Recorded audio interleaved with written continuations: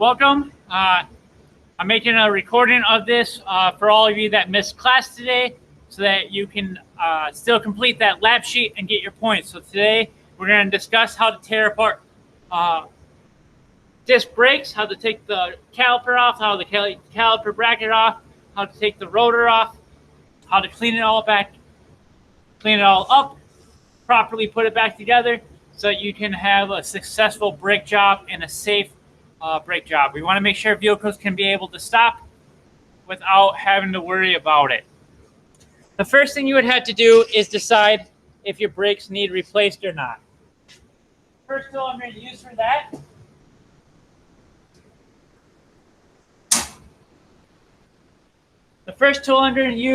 besides my eyes to look at the condition of them, I'm going to look at the rotor to see if it's warped, if it has a bunch of grooves, if it's really rusty. It's going to tell me if I have to replace the rotor or not. For the brake pads, I'm going to take my brake pad lining thickness gauge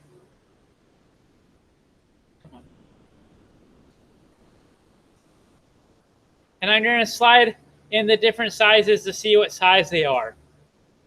We're playing hypothetical with this one because these brakes on this car are actually really new. I can find the little space in between.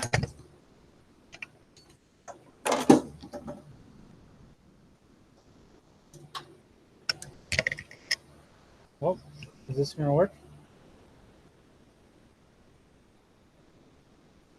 I can find that gap right there. Put my tool in between and see what type of condition those brakes are in.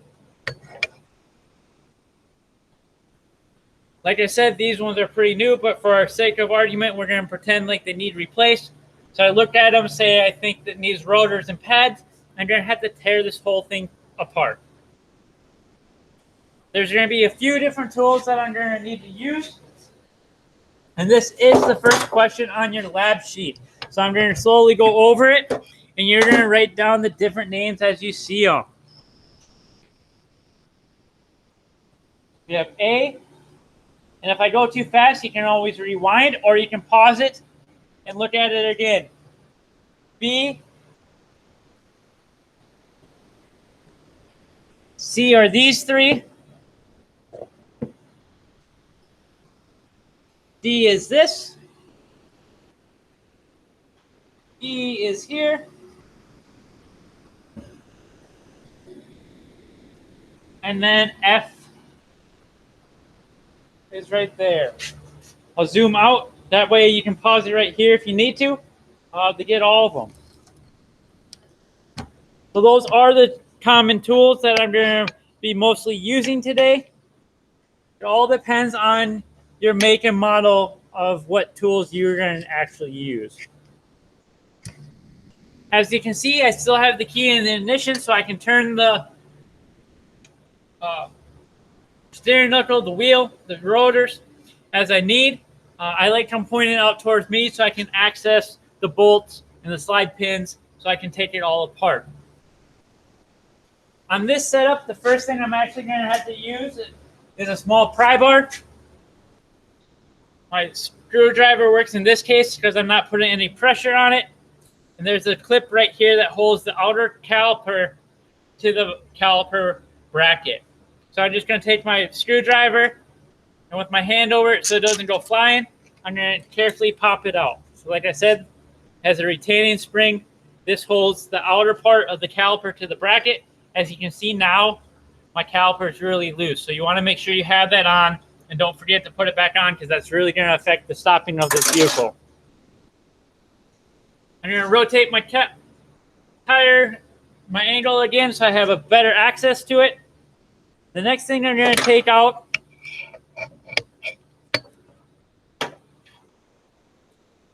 is the slide pin so I can get the caliper off.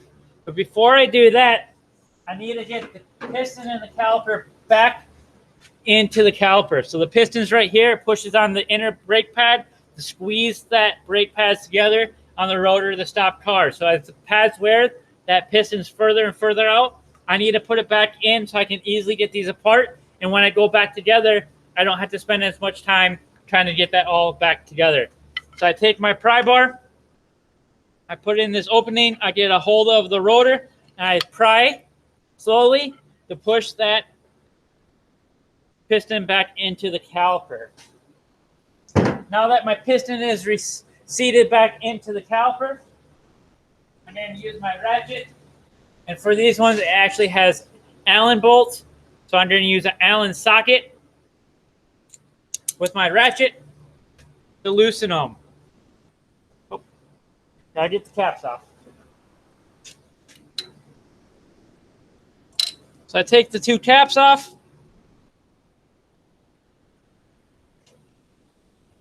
Now I can get at those slides. I'll say it a couple times during this. Each brake job is a little different. Each manufacturer has a setup a little different. So it all depends on how they have theirs designed. The philosophy is the same. It just might be a little different. Just like if you go to a shop, another tech might do their brake jobs a little different than I do it. This is how I found works best for me. You might find something that works best for you. So now I had to loosen the caliper slide pins instead of prying on it to try to loosen it, which is really hard. If I take my hand on the ratchet and just give it a good pop, you can see I can loosen it really easily. I'm going to do the same thing on the bottom slide pin. I want to loosen them both before I pull either one all the way out. If I take one all the way out and then try to loosen the other one, a lot of times this caliper will just sling back and forth instead of actually loosening the pin. So I'm going to loosen this all the way out so I can pull the slide out.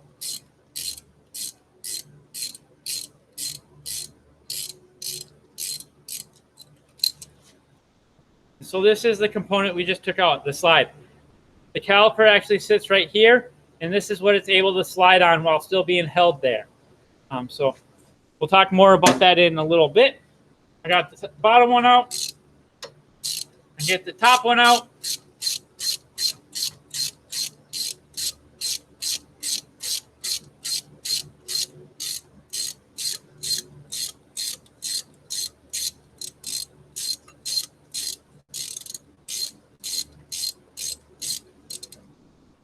And there we go.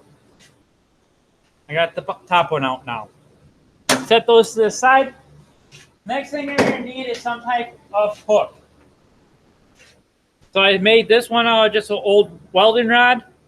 You can actually buy caliper hanging hooks.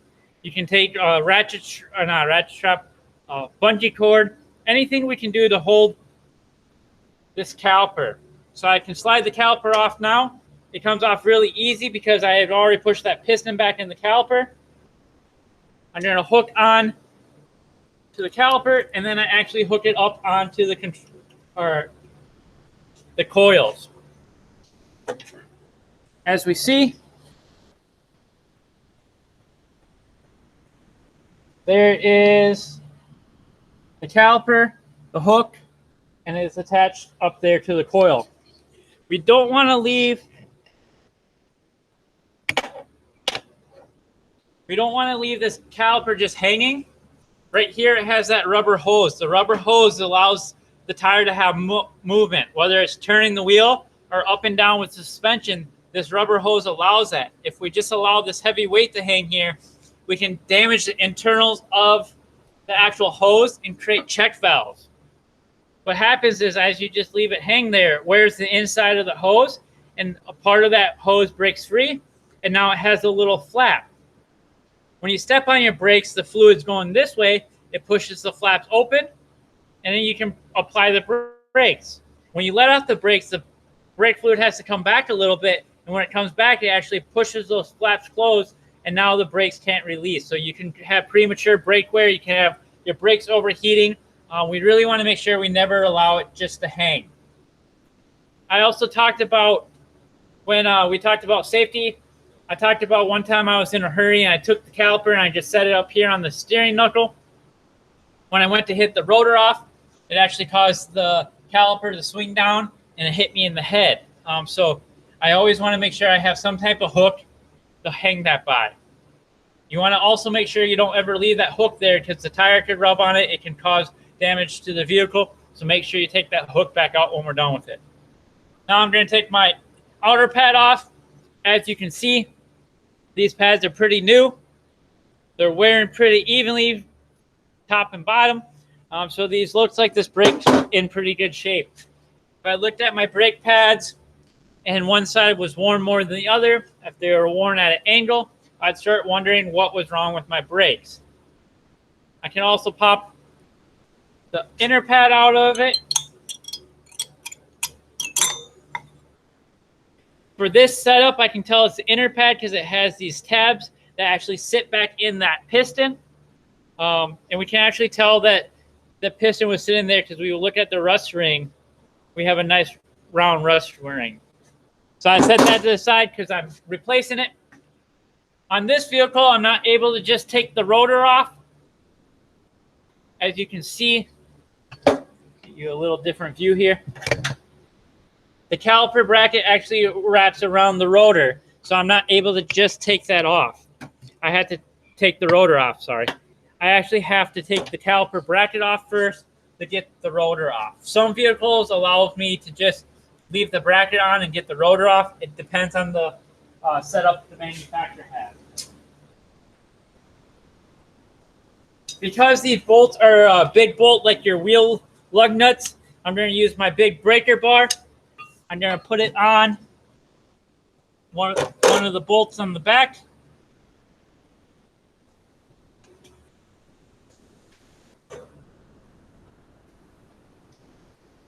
And I'm going to break it free. Get a little looser here. There it goes. Going to do the same thing on the top. Just like the caliper slide pins, I don't want to take one all the way out of to start with because it will cause that bracket to flop around and harder to get out. Nice and loose. Now I can run those bolts out. As you see, I'm actually using an impact socket. I don't have to use an impact socket here since I'm using a hand tool. It's just what I grabbed.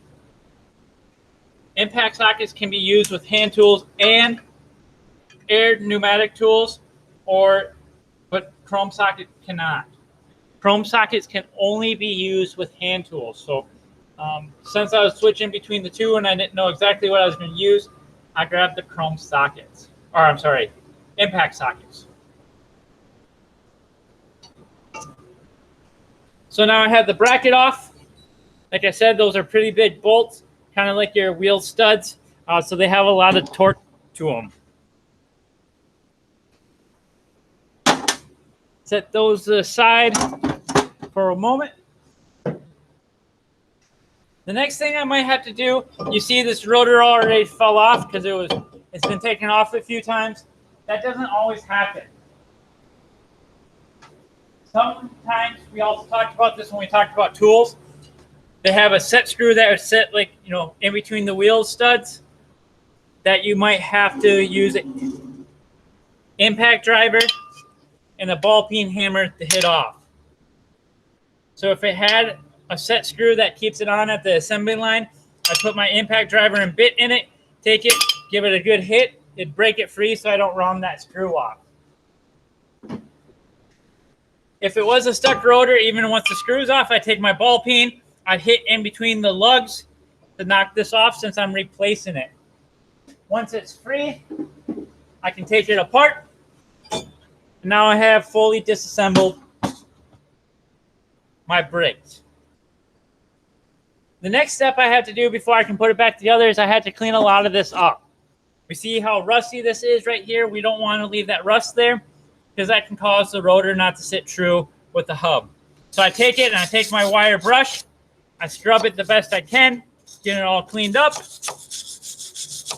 Scrub, scrub, scrub. Once that's looking really nice, I might use some rust penetrating oil to help clean it up even more. I would be able to start putting the rotor back together. Since I already have my wire brush in my hand, I'd also take my bracket and where the pads sit right here, here, here, and here, I take my wire brush as well, and I clean all that rust out of there. We want to make sure the pads can slide nice and easy across these so they don't seize. If the brake pads seize, you're not going to have your full stopping ability. You're going to have premature wear problems. There's a lot of different things that can happen if it's not operating correctly. So I want to clean that up as best as I can with a wire brush. Now that I have it mostly cleaned up, I'm ready to start putting it back together. I'm going to first put my new rotor back on. Be careful so I don't get my dirty hands on the actual face of the rotor. New rotors also come from the different part stores or manufacturers with oil coat on them so they don't rust at while they're on the part shelf. So I take brake clean all that oil off. I put it on. If I have the set screw, I put the set screw back in it. This one doesn't have one, so I just set it there for now. Next, I'm going to put my bracket back on. I've already cleaned that up with my wire wheel or my wire brush. So I'm going to take this and I'm going to start lining it back up. I'm going to start one bolt and then the other, and then I'll torque them down. I don't want to fully torque one before I get both started because that could cause the bracket not to sit correctly and make you struggle trying to put it back together.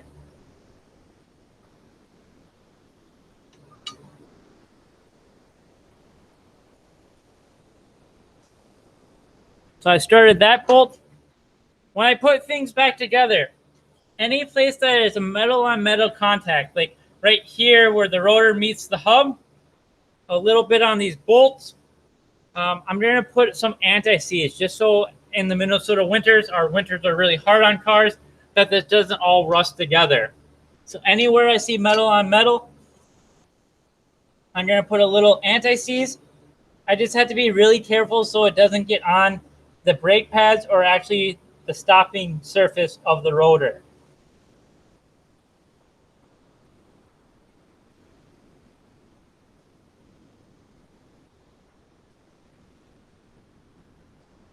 Now I can finish running those in.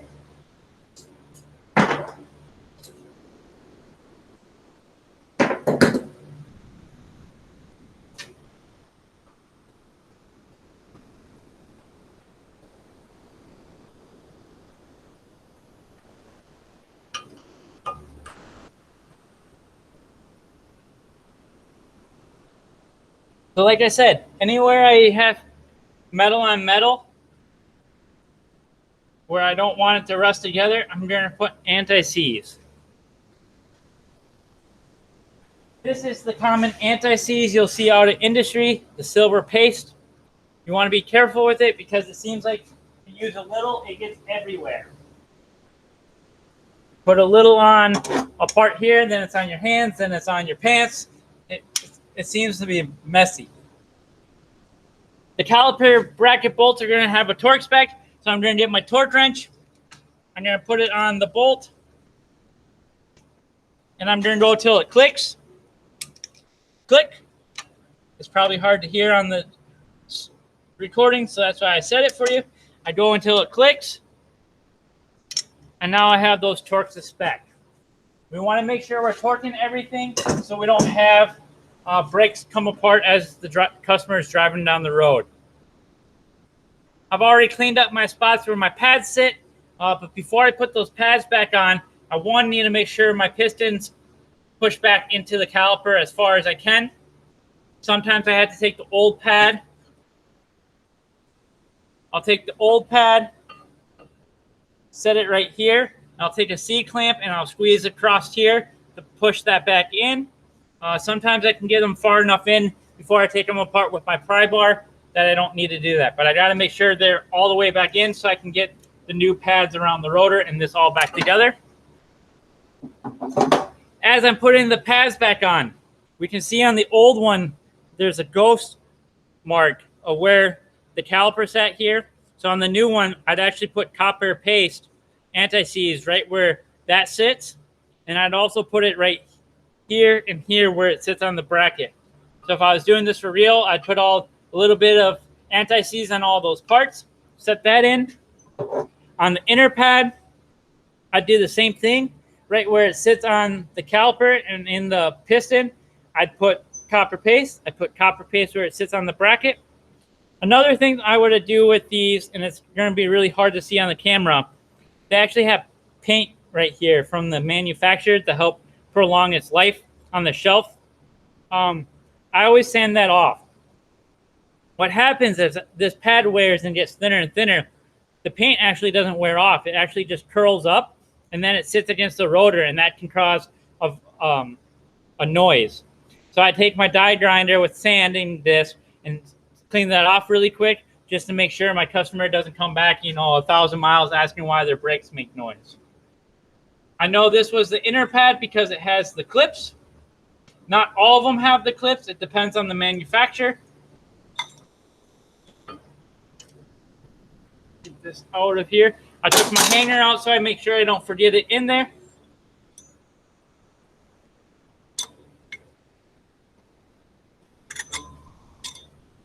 And then I pop this all back together.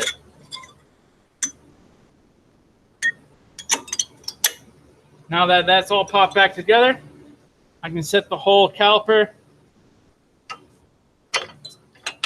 and get that all lined back up. I'm going to take the slide pins and my rag. I'm going to wipe them down really good.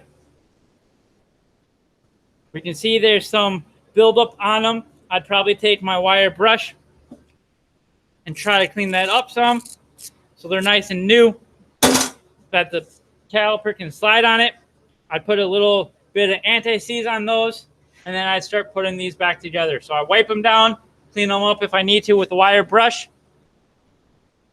and then put some anti-seize on them. Push those in. I'm going to grab my Allen socket again and my ratchet. And then I'm going to slowly start the top one.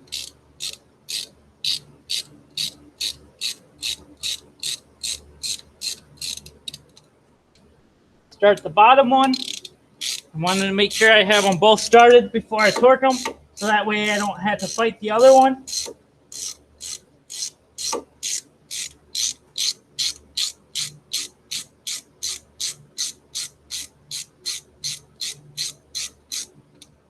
I got that snug.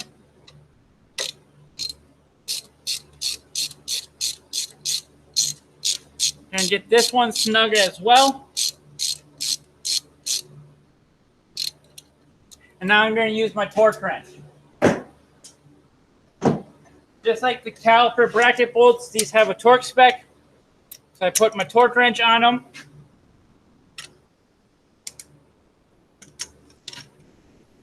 Torqued.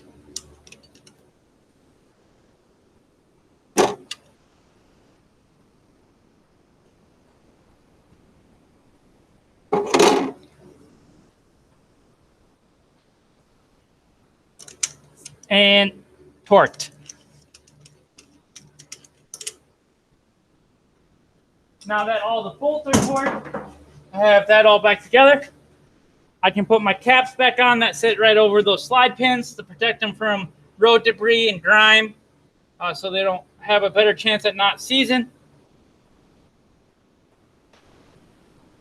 And now the last thing I gotta do is I gotta put that clip or retaining spring back on. Like I said, without this caliper really flops around. This really helps hold that front part of the caliper to the bracket. How I put this back on, I start on the bottom and I put the clip in the hole so it's set up right. On the top, I start by just starting it as much as I can. I'm going to use my screwdriver because I'm not really prying on it, while I'm using my thumb to hold the top back still in the hole that it started in. I'm going to use my flathead